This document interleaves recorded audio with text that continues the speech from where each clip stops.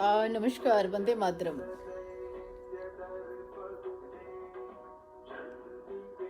कैसे हैं आप लोग?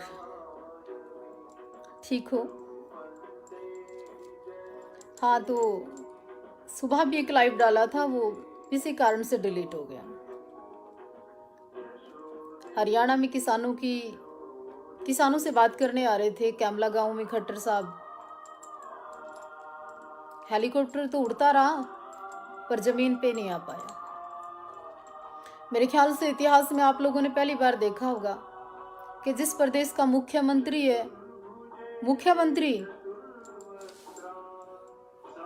उसको धरती पर आने नहीं दिया। आप ही की धरती और आप ही को नहीं आने देते, आप ही प्रदेश के मुख्यमंत्री। शायद आप लोगों ने पहली बार देखा होगा कि आप अपने इलाके में, अपने प्रदेश में और अपनी ही सुरक्षा में पूरे हरियाणा की फोर्स आपको लगानी पड़ेगी। आप सौभाग्य मानते हैं कि दुर्भाग्य मानते हैं प्रदेश का? मुख्यमंत्री जी, आपको तो समझ में आ गया होगा और उन अंधभक्तों को भी समझ में आ गया होगा कि किसान क्या चीज है। उनके ना जिगरे में तकलीफ हो रही है। किसानों के काफियों के भाई, पिता, बुजुर्ग मर चुके हैं। उनके दिल में ना दर्द है। वो गोलियों से, लाठियों से, डंडों से, पानी के बौछारों से, गैस से डरने वाले नहीं है। उनकी तकलीफ बहुत ज्यादा हो रही है उनके दिल में। बड़ा अहंकार था ना। आपके काफी सारे मंत्री कह रहे थे कि हम जाएंगे ना, करेंगे ना रैली। आज वहां के विधायक जी भी कह रहे थे कि चल रही है बातचीत, चल रहा है प्रोग्राम। सही कह रहे थे विधायक जी आप। प्रोग्राम चला ना, फिर अंदर ये प्रोग्राम चला। आपने आपसी भाईचारा हमारा खराब कर दिया। गांव का आपस में बच्चों का माहौल खराब कर दिया। आपने जाति और धर्म के नाम पर लोगों को तोड़ दिया। आप सोचिए, आपका जो सलाहकार है उसे समझाइए, उसे बदल लीजिए। जब हरियाणा में अब आप एक बात तो साफ होगी भाई, ये लोग लगातार कहते थे हरियाणा के लोग नहीं है, हरियाणा के लोग नहीं है, ये हिंदू लोग नहीं है इसके अंदर, ये आम समाज नहीं है, आम 36 बिरादरी के लोग नहीं है, केवल पंजाब के लोग हैं। आज कैमला गांव में कौन थे कैमला गांव में? समझ आया? और नहीं समझ आया तो इसी तरह 26 जनवरी को जब परेड करेगा ना किसान, बाकी सारी फिल्म समझ में आ जाएगी। कमाल कर दिया आपने। इतनी बेशर्मी कैसे हो सकती है? यहाँ रोज बॉर्डर पर इतनी सर्दी में किसान मर रहे हैं और तुम यहाँ बातें बना रहे हो बैठ के। और सुनो, कई दिनों से लगातार तुम कह रहे हो देशद्रोही, आतंकवादी, टुकड़े टुकड़े गैंग। एक भी आतंकवादी को लाखों लोगों के आंदोलन से आप लोग पकड़ पाए? नहीं पकड़ पाए। एक भी आईडी खालिस्तानी की आप बता पाए? नहीं बता पाए। और सुनो, तुम कहते हो वहां किसान है ही नहीं, फिर 9 बार विज्ञान भवन में बुलाकर आप मीटिंग अपने फूफाओं के साथ क्यों करते हो? अगर वो किसान नहीं है, अगली 15 तारीख फिर क्यों दी अगर वो किसान नहीं है? और सुनो, जब उन बिलों में कोई प्रॉब्लम नहीं, जो मौत के वारंट लिख दिए तुमने, जिससे देश में भूखमरी आएगी, देश की आबादी कम हो जाएगी, देश में जनसंख्या कानून की जरूरत नहीं पड़ेगी आप लोगों को बनाने की, वैसे ही देश भूखमरी से मर जाएगा, वैसे ही अर्थव्यवस्था खत्म होती जा रही है, फिर आप संशोधन की बात क्यों करते हो? मैं तो हैरान हूं देश के राष्ट्रपति पे कि अभी तक वो चुप क्यों है। वो चाहे तो 5 मिनट के अंदर इस आंदोलन को खत्म कर सकते हैं।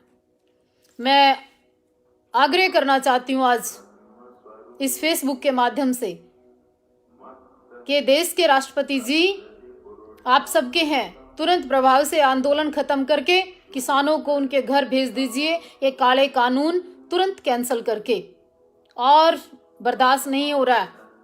डेली कोई ना कोई किसान शहीद हो रहा है वहां, डेली कोई ना कोई किसान मर रहा है वहां पे। आपने देखा आज करनाल का माहौल? आज करनाल का माहौल इस तरह का माहौल था कि हाय तौबा, उधर से पानी में, बारिश में, बुरी हालत में किसानों को डंडे मारे जा रहे थे, चोटें मारे जा रही थी, बाजुएं तोड़ी जा रही थी। कंटिन्यू फेसबुक के माध्यम से देख रहे थे हम लोग। मतलब खून खराबा, तोड़ फोड़, अशांति, भाईचारा सब खत्म कर दिया। क्यों? मैं तो एक बात सोच रही हूँ, आप 1-2 हजार साल के लिए जीने आए हो क्या, जितने ये आपके नेता हैं? मैं तो बाई गॉड बड़ी प्रभावित थी आप लोगों से। लोग पूछते हैं कि आपके सुर क्यों बदल गए बीजेपी से, आपकी लैंग्वेज क्यों बदल गई? मैं किसान की हालत नहीं देख सकती। मैं उन देश के उन साधु संतों को बोलती हूँ जो सारा दिन मैसेज करते हैं मुझे। जिस साधु के अंदर से मानवता मर जाए वो किस चीज का साधु है? जिस साधु के अंदर देश की चिंता ना हो किस चीज का राष्ट्रभक्त है? जिस संत को आराम से नींद आ जाए और उसके लाखों लोग बॉर्डर पे सो रहे हों, पड़े हों, बुरी हालत में हो, कैसे उसको नींद आ सकती है? जेपी दलाल जी क्या बोल रहे थे आप मंत्री जी?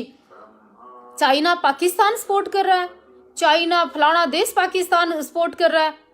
रात को तुम और तुम्हारा परिवार जिस भोजन को खा के सोते हैं ना, वो तुम्हारी थाली में किसान के घर से आता है, याद रखना। तुम पूंजीपति लोग हो। तुम लोगों ने ब्लैक मनी इकट्ठी कर ली है। सब लोगों ने नहीं मांगते हम 15 लाख का हिसाब, नहीं कहते हम खातों में कुछ लेके आओ। धर्म के नाम पे लड़वाना शुरू कर दिया, भगवाधारियों को पीछे लगा दिया, संगठन के लोगों को तुमने पीछे लगा दिया। गजब किस्म की आईटी सेल है, गजब किस्म का तानाशाही है। आज कई हमारे भाइयों की टांगे टूट गई हैं। कितनी जिद मुख्यमंत्री के अंदर, कितनी जिद मंत्रियों के अंदर। वो हल जो आपको भेंट करने आए थे ना, वहां के किसान झूठे मूठे बनाए थे जो आपने, वो हल भी आपका ले आए कुछ भाई। और वो जो आज कह रहे थे ना 15-20 बिंडे लाओ, मारेंगे हम किसानों को, शर्म नहीं आती? और सबसे गंदा और दलाल आदमी तो कैमला गांव का वो सरपंच है जिसने इतने सारे युवा पिटवाए, जिसने संपत्ति का इतना सारा नुकसान किया। उस आदमी को सारा दोष उस आदमी का है। मुख्यमंत्री जी, अगर आज भी आपका विवेक, आपके सलाहकार, आपके कोई आसपास के लोग अगर समझदार हों तो उनको आप समझाइए कि तुरंत प्रभाव से इस्तीफा दे दें आप। हमें तो शेर जैसा मुख्यमंत्री चाहिए, हमें तो टाइगर मुख्यमंत्री चाहिए। इस तरह का मुख्यमंत्री नहीं चाहिए हमें जो जिद करे बच्चों की तरह कि नहीं नहीं मैं तो कैमला में आऊंगा, और किसान कहते हैं मत आइए, हालात खराब हैं। मान ही नहीं रहा यार, मान ही नहीं रहा। आप सोचिए 5 से 7 हजार किसान कहां से आए अगर रैली में आपके किसान थे? और जो लोग लगातार लगातार लगातार, एक साधु का बयान सुन रही थी सुबह आज तक पे, साधु पता नहीं महाराज कोई बोल रहे थे कि ये थे है ही नहीं, ये किसान है ही नहीं। साधु महाराज, ये जो तुम्हारे भंडारे, ये जो तुम्हारे आश्रम, जो देसी घी का हलवा तुम खाते हो ना, ये हम किसानों के घरों से गया है। 1-1 किलो अनाज मंदिरों में देने की परंपरा इन किसानों ने चालू की है। उद्योगपति दान दे ना दे, आम किसान जरूर 10 रुपए मंदिर में दे के जाता है। शर्म की बात है। आज वो अन्नदाता सड़क पर और तुम लोग आराम से सो रहे हो। आज वो व्हाइट कपड़े वाले करनाल से कुछ नेता स्पीड में दौड़ रहे थे, हमें बात करने का अधिकार है। सत्ता में हो तुम लोग, उसके बावजूद आम जन का आक्रोश अगर तुम्हें अब भी समझ में नहीं आता तो तुम्हें कभी कुछ समझ में नहीं आता। एक बारूद के ढेर पर बैठी है सरकार और उसका जो रिमोट है वो किसान के बच्चों के हाथ में है। आप चाहो तो 26 जनवरी से पहले ये बिल कैंसिल कर दो, नहीं जन जन के अंदर इतना क्रोध है, इतना क्रोध है कि वो तो जलेंगे, कि सनम हम तो मरेंगे पर तुम्हें साथ लेकर मरेंगे, वो सिचुएशन है। तो आप सुधर जाओ, समझ जाओ, ज्यादा अच्छा है आपकी सेहत के लिए, हमारी सेहत के लिए, समाज के लिए, इस माहौल के लिए। समझ जाओ, इतनी तानाशाही अच्छी नहीं होती। अरे जिस देश को भगत सिंह जी ने, जिस देश को इतने सारे कुर्बानियां, इतने जवानों का खून, इतने संघर्ष के बाद आजाद कराया था, आज तुम उस देश को गुलाम करने जा रहे हो। मोदी जी, आप कितने साल, 1000 साल और जियोगे क्या? इतिहास क्या बोलेगा? सुनिए, आज जिन लोगों ने आज संघर्ष करके कैमला में साबित कर दिया ना किसान की जीत को, उनका नाम इतिहास में स्वर्ण अक्षरों में लिखा जाएगा मेरे भाइयों। उन युवाओं का, उन किसानों का इतिहास में नाम स्वर्ण अक्षरों में लिखा जाएगा। और जिस सरपंच ने, मुख्यमंत्री ने, आपके नेताओं ने किसानों के साथ जो दुराचार व्यवहार किया, लाठीचार्ज किया और किसानों के साथ इतनी बुरी हालत की और गद्दारी की, तुम्हारा नाम गद्दारों में लिखा जाएगा। कुछ लोग रोटी सेकते हैं राजनीति, हमें राजनीति नहीं करनी, कई बार कह चुके हैं। हमें चुनाव नहीं लड़ना, कई बार कह चुके हैं। हमें राजनीति में नहीं आना, कई बार कह चुके हैं। मेरा कुछ नहीं बिगड़ रहा था, आज लोग कह रहे हैं आपके स्वर क्यों बदल गए, आप बीजेपी की खिलाफत क्यों कर रहे हैं? मुझे ऐसे राजा, ऐसे सत्ताधारी लोग नहीं चाहिए जो आम जन के हिस्से की रोटी, आम जन की मेहनत की रोटी, वो किसान जो रात को सांपों के साथ लेटता हो, वो किसान जो पानी के साथ लेटता हो, वो किसान जो बिना छत के साथ लेटता हो। असली मानवता देखनी है, असली भगवान देखना है तो उनके अंदर देखिए। आप मंदिरों में जाते हो, आप पूजा पाठ का ढोंग करते हो, आप नौटंकी करते हो, आप भगवा और धर्म की बात करते हो, और आज आप अन्नदाता को रुला रहे हो। मेरी बात याद रखना, भविष्य में देखिए हरियाणा के मुख्यमंत्री तो पलट कर नहीं आ सकते, मीन्स अगले आने वाले समय में मुख्यमंत्री कभी बन नहीं सकते। रही तुम्हारी नेताओं बात, जो आपके प्रदेश के लोग हैं, विधायक हैं, सरपंच हैं, आने वाली सरकारों में है। आज कंवरपाल गुर्जर जी कह रहे थे, आप लोग शेयर करना मत भूलना। वैसे मैं बहुत ज़्यादा कभी नहीं बोलती, आप शेयर करोगे ना तो मुझे अच्छा लगेगा, मेरा उत्साह बढ़ेगा। और इससे ये लगेगा इन बेवकूफ़ लोगों को, नादान लोगों को, कि हम किसानों की, हम लोगों की एक बड़ा परिवार है। हम लोग अलग नहीं हैं, हम लोग इकट्ठे हैं, हम लोगों का भाईचारा है, हम लोगों में एकता है। ताकि ये जो फालतू बकवास करते हैं ना, नीचे फेसबुक पे गंदे गंदे कमेंट्स करते हैं, 2-4 को तो आज सुधारा है, 2-4 को और घर जाना पड़ेगा। ये थोड़ा सा इनको जवाब दिया करो। एक प्रवीण सिंह कह रहा है कि ढोंगी हैं आप, हनीप्रीत है आप, तो अपनी बेबे दे दे जा बाब्या का। साले मैं इतनी बूंदी गाड़ दे दूंगी, पहले दिमाग बहुत खराब हो रहा है। टिक जा, तुम जैसे दलालों की वजह से देश ऐसा हो रहा है। तुम जैसे दलाल नहीं होते ना इन लोगों के पास, तो हमारे किसान भाई आज सड़क पे नहीं पड़े होते, वहां टिकरी बॉर्डर, संगू बॉर्डर। तुमने धर्म का ठेका ठा लिया, तुम धर्म के लोग हो ही नहीं, तुमने धर्म बदनाम कर दिया एक्चुअल। तो मैं तो ये कहना चाहती हूँ सभी किसानों से कि ये धर्म की भी बात करें ना, मेरे को तो लगता है उसका भी विरोध करना पड़ेगा हम साधुओं को, क्योंकि बहुत सारे साधु संतों सत्ता के पीछे ही पागल हो गए हैं। कुछ साधुओं को जमीन मिल गई, कुछ साधुओं को बड़े ग्रांट मिल गए, रामदेव जी बाबा को टैक्स फ्री हो गया।